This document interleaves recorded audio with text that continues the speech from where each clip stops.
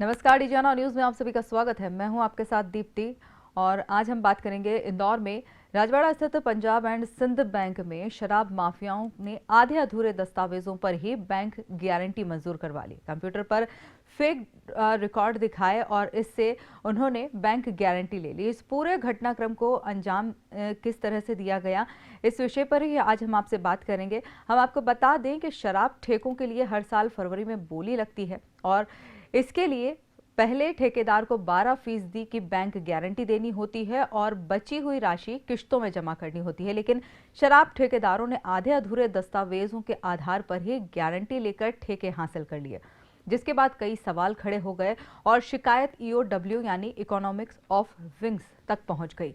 इस पूरे विषय पर हमसे बात करने के लिए हमारे साथ मौजूद हैं हमारे संवाददाता प्रवीण सावंत जी और उनके साथ संजय गुप्ता, जो एक वरिष्ठ पत्रकार हैं, जिन्होंने इस पूरे मामले को उजागर करने में अपनी भूमिका निभाई है। प्रवीण जी, सबसे पहले मैं आपसे जानना चाहूंगी कि यह मामला जो ईओडब्ल्यू तक पहुंच चुका है, कहां तक आगे बढ़ा, अभी तक इसमें क्या क्या जानकारी सामने आ पाई है? जी बिल्कुल दिखती। देखिए, जिस तरीके से आपने इसकी शुरुआत की कि ये बैंक गारंटी जी। घोटाला है, दरअसल ये घोटाला हमें हर्षद मेहता कांड की भी याद दिलाता है कि जिस तरीके से हर्षद मेहता ने बैंक के अधिकारियों के साथ साठगांठ करके बीआर का जो घोटाला जी। किया था, उसी तरह का कुछ ये जो है बैंक गारंटी घोटाला यहाँ इंदौर में शराब सिंडिकेट के जो शातिर जी। खिलाड़ी हैं उन शातिर खिलाड़ियों ने किया है। इस पूरे मामले को शहर के वरिष्ठ पत्रकार संजय गुप्ता ने उजागर किया है। हम उनसे ही इस पूरे घटनाक्रम को जानेंगे, कैसे क्या जी। हुआ है, कैसे अंजाम दिया गया और अभी क्या स्थिति। संजय भाई, जब आपको इसकी जानकारी लगी कि बैंक में, पंजाब एंड सिंध बैंक में इस तरह का घोटाला हुआ है, क्या दस्तावेजों के आधार पर आपने इसको सबसे पहले देखिए सावन जी, इसकी शुरुआत हुई एक कोर्ट में केस में। एक बैंक के फरियादी ने अपील करी कोर्ट में, सुप्रीम कोर्ट और हाई कोर्ट में। उसमें ये दस्तावेज पुटअप हुए करीब 1 महीने पहले, जी और उन्होंने कहा कि ये सब चीज़ें चल रही हैं और हमको इसलिए परेशान किया जा रहा है। वहाँ से फिर दस्तावेज मेरे पास जानकारी में आए, फिर मैंने उसका पूरा बंच निकाला और उसकी पूरी स्टडी करी।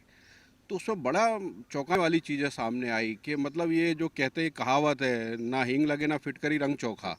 तो उसी टाइप का काम हुआ कि पैसे में शराब ठेके में बिल्कुल भी 1 रुपया मेरा नहीं लग रहा है, लेकिन मैं 1000 करोड़ के ठेके इंदौर जिले में उठा रहा हूँ बिना पैसे 1 रुपये हुए भी। जी इसके लिए उन्होंने जो प्लानिंग की, उन्होंने ये किया है कि उन्होंने प्रॉपर्टी जो मॉर्गेज बताई, या तो गलत बताई उसको मॉर्गेज जी बताई, 3 मॉर्गेज बताई, लेकिन है एक्चुअल कागज़ पे एक ही प्रॉपर्टी मॉर्गेज है।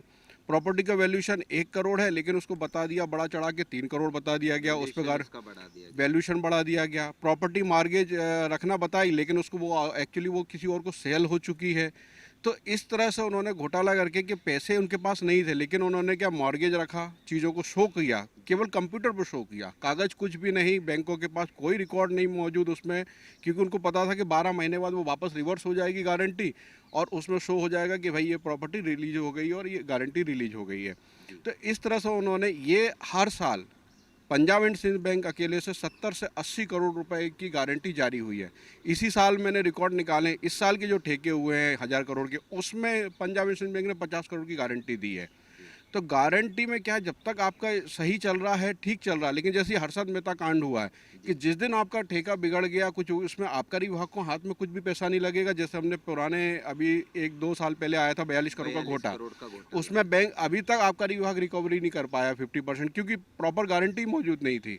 तो ये जब तक चल रहा है तब तक खेल चल रहा है, और ये बैंक गठबंधन और इसमें आबकारी विभाग की लापरवाही ये रही कि उन्होंने कभी भी गारंटी चेक करने की कोशिश नहीं करी, क्योंकि उनको गारंटी मिल रही थी, उनको पता था कि बैंक उनको पैसे देगा देर सवेर।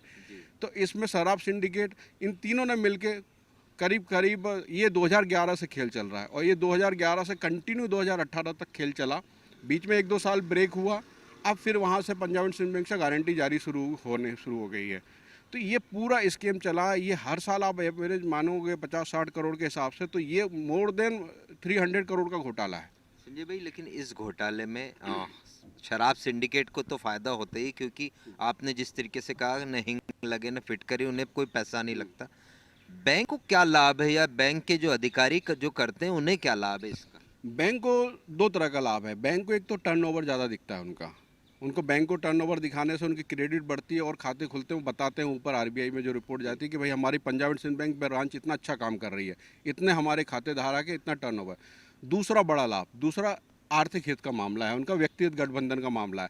जो बैंक को कमीशन एक गारंटी जारी करने पे 3% लेना पड़ती है, अच्छे कस्टमर के लिए वो 1 से 2% कर देते हैं। तो इन सारे शराब ठेकेदारों को 1.5% कमीशन पे ही गारंटी जारी करी है। आप सोचिए 100 करोड़ की गारंटी जारी हो रही है, उसमें अगर 3% ना लेके उनसे 1.5% लिया जा रहा है, तो उसमें कितना हित हो रहा होगा। दूसरा, प्रॉपर्टी मॉर्गेज है नहीं, गारंटी जारी कर रहे हैं, तो जिसको 50 करोड़ की या 10 करोड़ की गारंटी जारी हो रही, तो निश्चित रूप से वो कहीं ना कहीं किसी का हित तो कर रहा होगा। तो पूरा ये गठबंधन इस तरह से चला है, क्योंकि इसमें बैंक को दोनों तरफ से फ़ायदा था। टर्नओवर बढ़ रहा है, खाता अच्छा दिख रहा है, उनकी क्रेडिट अच्छी बाजार में दिखती है, और दूसरा ये कि व्यक्तिगत हित थे।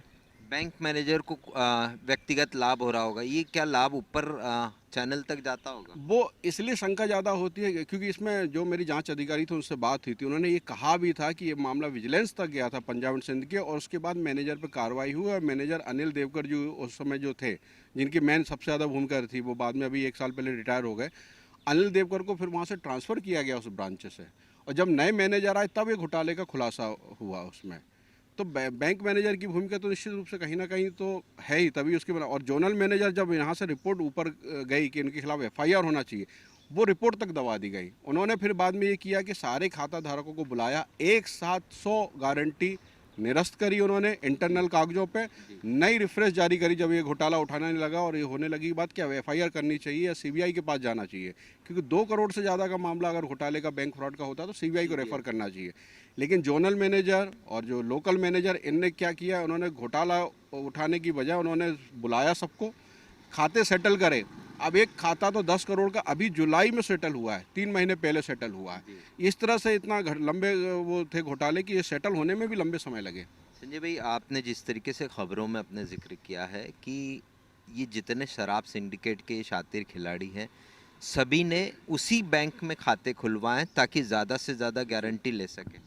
अभी आश्चर्यजनक बात है कि इंदौर जिले में 250 बैंक ब्रांचेस हैं, तो एक राजवाड़ा की ऐसी ब्रांच में ऐसा क्या खास था कि सारे शराब ठेकेदार, चाहे आप रमेश राय ग्रुप की बात कर लो, चाहे पिंटू भाटिया ग्रुप की बात कर लो, चाहे शिवहरे ग्रुप की बात कर लो, चाहे नामदेव ग्रुप की बात कर लो, ये 4 ही ठेकेदार ग्रुप हैं जो इनके सारे परिजनों के खाते और इनके कर्मचारियों के खाते, सारे शराब ठेकेदारों के खाते वहीं उसी बैंक ब्रांच में। तो क्या बाकी बैंक ब्रांच क्या गारंटी नहीं जारी करती हैं क्या?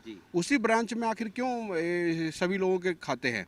अगर 100 करोड़ की 100 करोड़ की गारंटी इन लोगों को देना पड़ रही है, तो 80 से 90% गारंटी उसी बैंक ब्रांच से क्यों जारी हो रही है? तो ये तो निश्चित रूप से साफ साफ संकेत दिखा रहा है कि कहीं ना कहीं गठबंधन तो था इन लोगों का। संजय भाई, इस पूरे घोटाले में जितने भी ये शातिर खिलाड़ी हैं, इन्होंने बैंक तो चुनी ही, लेकिन क्या किस बैंक ने किसी और की एफडी पर भी बैंक गारंटी जारी कर दी है? ये सावन जी, जब ये न्यूज़ हमने खुलासा किया तो फिर अब कई लोग कई तरीके की बातें लेके सामने आ रहे हैं। अभी एक हमारे बड़वानी के व्यक्ति और यहाँ के पीड़ित हैं लाखन जायसवाल जी और दीपक अग्रवाल, उनसे कल बात हुई, हमने एक न्यूज़ ली। उन्होंने बताया कि हमारी एफडी थी, हमने 115 लाख की, मतलब 1 करोड़ सवा करोड़ की एफडी हमने कराई थी बैंक में अपने फॉर्म बना के, लेकिन उसमें से 2 लोगों की, लाखन जायसवाल की और दीपक अग्रवाल की, करीब 80 लाख की एफडी तोड़ के रितेश जायसवाल जो एक शराब ठेकेदार के साथ पार्टनर है, उसको बैंक गारंटी जारी कर दी। वो उसने बड़वानी में आबकारी विभाग को जमा भी कर दी, फिर वो शराब ठेके में कोई इशू हुए तो आबकारी विभाग ने वो जब्त कर ली, तो उसकी एफडी इशू आबकारी विभाग ने कर ली, और वो एफडी बैंक में मौजूद ही नहीं है। मतलब उनको कभी दस्तावेज ही एफडी के नहीं गए। जब उनने पता किया कि भाई हमारी एफडी की मैच्योरिटी हो गई, हमको पैसे दे दो, बोले कौन सी आप एफडी, आपकी एफडी नहीं है। अल्टीमेटली उसको कोर्ट में केस लगाना पड़ा, और एक केस अभी कोर्ट में, जिला कोर्ट बड़वानी में चल रहा है। इसमें कलेक्टर बड़वानी तक को पार्टी बनाया गया, आबकारी विभाग को पार्टी बनाया गया, और पंजाब एंड सिंध बैंक भी पार्टी बनी हुई है। ये पूरी तरह से एफडी दूसरे को बैंक गारंटी जारी करने का इशू है। संजय भाई, यहाँ तो ये बात एफडी की तो आती है, क्या कभी पूरे इस 2011 से लेके अभी तक किसी सरकारी अधिकारी ने इन पूरी प्रक्रिया पर सवाल खड़े किए हैं? हाँ, ये एक बीच में करा था 2017-18 में। झाबुआ के कलेक्टर थे मिस्टर अनुराग चौधरी, प्रभारी कलेक्टर थे, उनसे मेरी बात हुई। यहाँ उन्होंने एक खेल किया, पंजाब एंड सिंध बैंक ने एक गारंटी जारी करी एक्साइज कमिश्नर के नाम पे। वो इसलिए जारी करी कि पूरे प्रदेश में वो कहीं भी गारंटी लगा दे। इंदौर की गारंटी वो ऐसे गारंटी अगर देनी हो तो पर्टिकुलर जिस जिले के उस जिले के अधिकारी के नाम पर, आयुक्त के नाम पर जनरली जारी होती है, और इंदौर, ताकि इंदौर के लिए है तो इंदौर की गारंटी इंदौर में ही लगे और कहीं। उन्होंने एक गारंटी एक्साइज कमिश्नर के नाम पे लगाई और उसको 2-3 जिलों में लगा दिया, झाबुआ में भी लगा दिया। अनुराग चौधरी जी जो उस समय कलेक्टर थे, उन्होंने ये देखा, उन्होंने पंजाब एंड सिंध बैंक को कठोर लेटर लिखा, उसमें लिखा उन्होंने कि आपको हमने पहले भी सरकारी कामों में इस तरह की हरकतें करते देख के ब्लैक लिस्ट कर रखा है, लेकिन आप अभी भी नहीं सुधर रहे हैं और बैंक गारंटी के जो फॉर्मेट है, तय फॉर्मेट है, उसके तहत जारी नहीं कर रहे हैं, तो ये गारंटी हम निरस्त करते हैं, आप दूसरी फॉर्मेट में जारी करके दें। इसके बाद भी ये घोटाला रुका नहीं, चलता ही रहा, अधिकारी बैंक के अधिकारी इसमें संलिप्त रहे। दिक्कत ये है कि बैंक अधिकारी और आबकारी शराब ठेकेदार उनके तो हित थे, वो तो करते रहे, लेकिन आबकारी विभाग की चुप्पी इसमें चौंकाने वाली रही।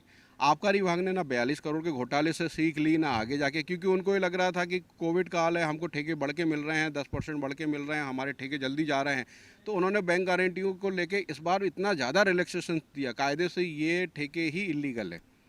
जब आप वर्तमान के जो जी बिल्कुल, जब गारंटी जारी होती है तो 7 दिन या 10 दिन एक तय पीरियड होता है, आपको गारंटी का 12%, शराब ठेके की 12% जमा करनी पड़ती है गारंटी के तौर पे।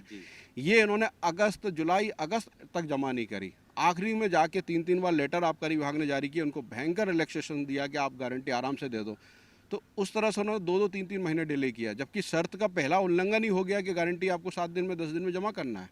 संजय भाई, आपकी खबर के बाद हड़कंप मच गया है, पूरे प्रदेश में इसको लेकर कहीं ना कहीं जांच हो रही। ईओडब्ल्यू ने specially Punjab and Sind bank की ब्रांच की जांच प्रारंभ की, अभी तक की क्या स्थिति है जो ईओडब्ल्यू ने छापामार कार्रवाई की उसके बाद? ईओडब्ल्यू ने इसमें खबर के बाद तत्काल एक्शन लिया, 2 दिन बाद ही उन्होंने एक्शन लिया इसमें और दस्तावेज जब्त करे, लेकिन अभी तक बैंक द्वारा पूरे प्रॉपर उनको दस्तावेज नहीं दिए जा रहे हैं। तो लिंक दस्तावेज नहीं होने के कारण 2012 के हैं, लेकिन फिर 2013 की नहीं है, 14 के हैं, एक व्यक्ति गारंटी है लेकिन 2 साल बाद उसके खाते की जानकारी नहीं है। तो इस तरह से आधे अधूरे उन्होंने 4-5 हज़ार दस्तावेज दे दिए हैं उन्होंने ऑलरेडी, और बोला है कि मुख्यालय से हम देंगे, लेकिन अभी तक वो टालम टोली कर रहे हैं। हालांकि प्रशासन ने भी आबकारी विभाग से गारंटी की जानकारी लेकर, प्रशासन ने भी, कलेक्टर ने भी जांच कमेटी बिठाई है, उसमें भी जांच चल रही है, लेकिन मुझे लग रहा है क्योंकि इकोनॉमिक ऑफेंस है और आर्थिक अपराध है, तो इसमें थोड़ा सा लिंक बिठा के उनको एफआईआर करने में थोड़ा सा टाइम लगेगा। मुझे लगता है पर 15-20 दिन में हो जाना चाहिए, क्योंकि 3-4 नोटिस ईओडब्ल्यू ने जारी कर दिए हैं ऑलरेडी। संजय भाई, अभी तक जितने कई बड़े बड़े हमने घोटाले देखे हैं, सुने हैं, हर्षद मेहता हो, नीरव मोदी हो, विजय माल्या हो, ये 2 लोग तो देश से बाहर जा चुके हैं। हर्षद मेहता ने अपनी फाइट भी की थी, हमने देखा जिस तरीके से। क्या अभी तक के दस्तावेजों के आधार पर और आपका इतना लंबा स्टडी है उसके आधार पर लगता है कि ये घोटाले में कहीं ना कहीं अंजाम तक पहुंचेगा, कहीं जो दोषी है उनके खिलाफ कुछ कड़ी कार्रवाई हो पाएगी? निश्चित रूप से सावंत, क्योंकि बैंक के जो रिकॉर्ड हैं ऑन रिकॉर्ड हैं, सब चीज़ें कागज़ पर मौजूद है कि किसकी गारंटी आई, किसकी नहीं आई, ये सब चीज़ें कागज़ पे दिख रही है। जो मेरे पास रिपोर्ट है, ये बैंक की रिपोर्ट है, मेरी पर्सनल रिपोर्ट नहीं है, किसी थर्ड पार्टी की नहीं है, ये बैंक के सीनियर अधिकारी की बैंक के खिलाफ ही रिपोर्ट है जो दबा दी गई, जो अपने पास आई है। तो कहीं ना कहीं मुझे लगता है कागज़ पे चीज़ें हैं, तो जिंदा मक्खी निकलना, चाहे ईओडब्ल्यू हो, चाहे कलेक्टेड हो, चाहे आबकारी विभाग हो, किसी के लिए भी आसान नहीं होगा। दूसरी चीज़ ये है कि अब बैंक गारंटी जो शराब ठेकेदार कहीं से भी ले रहे हैं, तो अब उसमें क्योरी होने लगी है। जैसे मेरे पास जो इंटरनल जानकारी आ रही है कि अब बैंक इन लोगों से डबल चीज़ें सिक्योरिटी मांगने लगी है। अभी एक पार्टी का, जैसे मुझे पता चला सोर्सेज से, कि 25 करोड़ का लोन ही बैंक ने रोक दिया है। जब उसकी न्यूज़ आई कि आप बैंक गारंटी में इन्वॉल्व हो, तो उसने 25 करोड़ का लोन रोक दिया, बोले हम पहले इसकी पूरी सेफ्टी जांचेंगे। तो मुझे लगता है कि चेक एंड बैलेंस तो लग गया है कि आगे के लिए कहीं ना कहीं सतर्क विभाग होंगे, सब चीज़ें होंगी, लेकिन फिलहाल जब तक आप दोषियों को सज़ा नहीं दोगे, तब तक ये चीज़ें फिर 2 साल 3 साल बाद कहीं ना कहीं फिर उठना लगेगी, कहीं ना कहीं लूप पोल तो फिर आ जाएंगे सिस्टम में, फिर इसका फ़ायदा उठाया जाएगा। जी भाई, आबकारी विभाग इसमें हमेशा ये कहता रहा है कि जैसे आपने भी एक वर्जन छापा था कि कलेक्टर की जिम्मेदारी है बैंक गारंटी जांचना, बैंक की जिम्मेदारी है बैंक गारंटी जांचना, वो अपने आप को इसमें पाक और साफ बता रहे हैं, ऐसा है कुछ? नहीं, आबकारी विभाग के नाम पे जब गारंटी जारी होती है, जब सहायक आयुक्त के नाम पे बैंक गारंटी जारी हो रही है, तो आप कलेक्टर को कैसे इसमें इन्वॉल्व कर सकते हो? कलेक्टर तो जिले का मुखिया होता है, तो सभी विभागों का वो मुखिया होता है, लेकिन ये कह के आप कलेक्टर के ऊपर चीज़ें नहीं डाल सकते। आबकारी विभाग का हमेशा ये रवैया रहा है कि उनका केवल ठेके पे ध्यान रहता है, उसके बाद वहाँ ठेकों में क्या हो रहा है, शराब सिंडिकेट इंदौर में खुलेआम गोली चला रहे हैं, एक दूसरे को गोली मार रहे हैं, उनका उनसे कोई वास्ता नहीं रहता है। अहाते में क्या हो रहा है, कोविड प्रोटोकॉल पालन हो रहा है कि नहीं हो रहा, 42 करोड़ के घोटाले में रिकवरी हो रही कि नहीं हो रही, उनका कभी कोई वास्ता ठेके देने के बाद किसी चीज़ से नहीं रहता है। तो आबकारी पिछला 42 करोड़ का घोटाला उनके लिए एक बड़ा सबक है कि उसके बाद तो और उन्हें चेक एंड बैलेंस बढ़ाने चाहिए थे। वही आश्चर्य लगता कि 15-15 अधिकारी उसमें ट्रांसफ़र हुए, सस्पेंड हुए, डी अभी भी चल रही है इतने साल में भी। इसके बाद भी आबकारी विभाग, क्योंकि या तो ये है कि इसमें आर्थिक हित है, आर्थिक लालच बहुत बड़ा है, इस कारण से वो जो व्यक्तिगत चीज़ें हैं वो कहीं न कहीं गौण हो जाती हैं और फिर वापस एक बार लालच ऊपर उठता है कि नहीं यार ये करना है अपने को। तो इसमें पैसा इतना ज़्यादा इन्वॉल्व है, आप 1000 करोड़ का इंदौर का ठेका है, पूरे प्रदेश के ठेके 7-8 हज़ार करोड़ के हैं, तो इतना ज़्यादा पैसा इन्वॉल्व है। अभी जैसे आप जहरीली शराब का देखते हो तो सब शराब कहाँ से आती है? कहीं न कहीं ये सारी इन्वॉल्वमेंट लगती है, कहीं सिंडिकेट की, आबकारी विभाग की लापरवाही लगती है, सारी चीज़ें मिली-जुली लगती हैं क्योंकि पैसा बहुत इन्वॉल्व है। जिस तरीके से आपने कहा कि आबकारी विभाग की जिम्मेदारी बनती है, हमने पिछले कई इससे देखा कि वो 42 करोड़ का मामला भी हुआ, उसमें भी वसूली आपने कहा कि बैंक गारंटी के चलते वसूली नहीं हो पाई। इतनी लगातार मीडिया के द्वारा इस तरह की खबरें भी प्रकाशित की जाती, क्या लगता है कि ये जो आबकारी विभाग में, क्योंकि सबसे ज़्यादा अगर कोई अधिकारियों को भ्रष्टाचार का मामले सामने आते हैं तो वो आबकारी विभाग उनमें से एक प्रमुख है, तो ये उनका भी कहीं निजी हित रहता है, इसीलिए वो सब ओवरलुक कर देते हैं। सावन जी, मैं इसमें घटना 2015 में इसी ग्रुप पे एक छापे हुए थे इनकम टैक्स के, इसमें 3-4 शराब सिंडिकेट शामिल थे। उसमें कंप्यूटर पे रिकॉर्ड मिले थे कि किस अधिकारी को कितना पैसा जाता है महीने का, चाहे आबकारी विभाग हो या अलग विभाग हो। इसी से जो लिंक विभाग हैं शराब की खरीदी बिक्री से जुड़े हैं, उसमें बाकायदा एक कंप्यूटर मिला साहे जी के पास की एक दुकान से, उसको डिकोड किया गया आयकर ऑफिसर जांच अधिकारी द्वारा। वो हमने खुद अपनी आंखों से देखे, उन्होंने अनऑफिशियली मुझे बताया, वो सब चीज़ें मैंने देखी, डायरी मिली उसमें सौदे, उसमें सब साफ था कि महीना का महीना पैसा जाता है। तो ये चीज़ें कि कैसे हो सकती हैं संभव, कि मतलब कि अब आंखें अगर महीने का पैसा जाता है तो महीने भर आंखें भी मूंद के रखेगा अधिकारी। तो अब क्योंकि सॉलिड प्रूफ अभी जांच का है नहीं, क्योंकि मिली भगत है, तो कोई एक दूसरे के खिलाफ शिकायत भी नहीं करता, क्योंकि शराब ठेकेदार का फ़ायदा है और आबकारी विभाग का भी फ़ायदा है, तो कोई खुल के सामने नहीं आता जब तक कि कोई ऐसी जांच नहीं हो। पर आयकर विभाग का छापा अपने आप में सबूत है, उसमें 100 से ज़्यादा अधिकारियों के नाम नंबर मौजूद थे जिनको महीने का पैसा जा रहा था। संजय भाई, ये तो हमने खुलासा जो आपने किया वो इंदौर जिले के ठेके को लेकर किया है, क्या कमोबेश यही स्थिति पूरे प्रदेश में होगी? बिल्कुल, सभी जगह जहाँ पे भी ठेके की राशि ज़्यादा है, जैसे आप इंदौर, भोपाल, ग्वालियर, जबलपुर मेट्रो की बात कर लो, जहाँ पे 700-800 करोड़, 1000 करोड़ के ठेके होते हैं। तो जहाँ यहाँ वहाँ पे उनको 100 करोड़ रुपए लाना बैंक गारंटी में, ये उनको बड़ा वो आता है कि 100 करोड़ की व्यवस्था कैसे करें। तो जहाँ पे भी बड़ी राशि इन्वॉल्व होगी वहाँ ये आएगा। जैसे हमने तो छोटे जिले बड़वानी में देखा है, बड़वानी में गारंटी लगी दूसरे की 1 करोड़ की, उसका एफडी का पैसा वहाँ पे ले लिया गया है। तो बड़वानी, झाबुआ, जैसे मैं बता रहा हूँ, झाबुआ जिले में कलेक्टर खुद लेटर लिख रहा है कि गारंटी का फॉर्मेट आपने जारी किया। तो ये हर छोटे मोटे जिलों में सामने आ रहा है। अभी बीच में देवास जिले में एक गारंटी जारी हुई, उसने किसी ऐसे बैंक की गारंटी दे दी जो बंद ही हो गया है। तो ऐसे कई चीज़ें सामने आ रही है छोटे छोटे जिलों में भी, जहाँ पैसा ज़्यादा लगना है, तो अब इनके पास पैसा कैश में या होता नहीं है, जो लिक्विडिटी नहीं है, जो भी नहीं है, पैसा नहीं है इनके पास। तो ये क्या करते हैं कि भाई अपना पैसा भी नहीं लगेगा, बैंक का भी काम हो जाएगा, मैं तो 1 साल बाद लौटा ही दूंगा। तो शराब ठेके में 1 रुपये लगे बिना भी इनका काम शुरू हो जाता है। तो ये हर जिले में जहाँ पे भी बैंक गारंटी की राशि लंबी होगी वहाँ ये देखने को मिल जाएगा। आगे क्या और आपको लगता है कि इसमें ऐसी कौन सी इन्वेस्टिगेशन होनी चाहिए जिससे कि ये इस तरह का जो माफिया चल रहा है, क्योंकि ये तीनों का गठबंधन है, बैंक का, शराब सिंडिकेट और आबकारी, तीनों का, ये कहीं ना कहीं कॉकस टूटे, कैसे होगा? ये इसमें एक जो गलती करी है बैंक ने, इसको छुपा कर इसको सीधे सीबीआई को रेफर होना चाहिए था।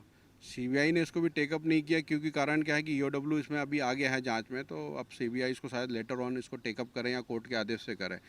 पर मेरे ख्याल से ईओडब्ल्यू से भी अब उम्मीद है, जिस हिसाब से वो तेज़ी से काम कर रहा है, कि जब तक इसमें दोनों गठबंधन के लोगों पे एफआईआर नहीं होगी, उनकी प्रॉपर्टी की कुर्की या जब्ती करके रसी वसूली नहीं होगी, तब तक ये चीज़ें चलती रहेंगी, ये गठबंधन ही नहीं रुकेगा। तो देखिए दीप्ति, जिस तरीके से संजय भाई ने पूरे इस कांड का खुलासा किया है कि कैसे मिली भगत तीनों, शराब सिंडिकेट, बैंक अधिकारी और आबकारी विभाग के अधिकारी, ये तीनों की मिली भगत के चलते जो ये करोड़ों रुपए का घोटाला सामने आया है, ये एक छोटा सा हिस्सा है। हो सकता है जब ये परतें खुलें तो इससे बड़ा कुछ मामला मिले। 2011 से अभी सामने कहा जा रहा है, लेकिन इसको अगर पीछे और पड़ताल की जाए तो हो सकता है इससे पूर्व में भी कुछ इस तरीके की हुई हो।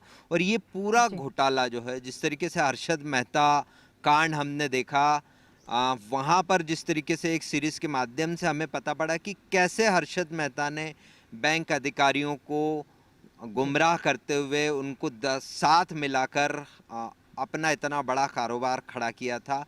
उसी तरीके का कुछ ये शराब सिंडिकेट इस समय कर रहे हैं। और जिस तरीके से ईओडब्ल्यू ने अब इस यहाँ कार्रवाई प्रारंभ कर दी है, उम्मीद है संजय भाई को भी कि सीबीआई भी इस पूरे मामले में जो कहीं ना कहीं अगर दखल देती है तो ये बड़ा मामला जी। सामने आएगा। और जो ये उजागर हुआ है, मीडिया का काम है, मीडिया एक सजग प्रहरी के रूप में काम करता है, मीडिया ने अपना काम कर दिया। अब बारी सीबीआई और ईओडब्ल्यू की है कि वो इस पूरे मामले में तहकीकात करके जो दोषी हैं उनके खिलाफ कड़ी से कड़ी कार्रवाई करे, ताकि आने वाले समय में इस तरह की किसी भी घोटाले को अंजाम न दिया जा सके। जी बिल्कुल प्रवीण जी, इस पूरे विषय पर बात करने के लिए हमसे और संजय गुप्ता ने जी ने भी जो तमाम जानकारियां हमसे साझा की उसके लिए बहुत बहुत धन्यवाद।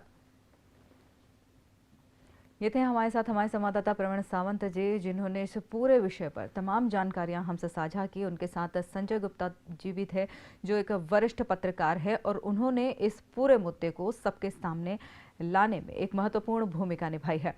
हम आपको बता दें कि इंदौर में जो राजवाड़ा पर पंजाब एंड सिंध बैंक स्थित है, वहां पर शराब माफियाओं के आधे अधूरे दस्तावेजों पर बैंक गारंटी दी जा रही है। और इसी का खुलासा हुआ जब एक हाईकोर्ट में प्रकरण दायर हुआ और उसके बाद ईओडब्ल्यू को इस पूरे मामले में हस्तक्षेप करना पड़ा, जिसमें बैंक अधिकारियों की और आबकारी विभाग की और शराब सिंडिकेट जो लोग हैं उन सब की मिली भगत सामने आ रही है। हालांकि अब देखने वाली बात होगी कि ईओडब्ल्यू और सीबीआई आगे इस पूरे मामले में क्या कुछ जांच करते हैं और किस तरह के निष्कर्ष निकलकर सामने आते हैं, ताकि आगे इन फ्यूचर बैंक घोटालों की खबरें सामने ना आए। यहाँ लेंगे एक छोटा सा ब्रेक के बाद जल्द हाजिर होंगे। आप बने रहिए डीजीएनआर न्यूज़ के साथ।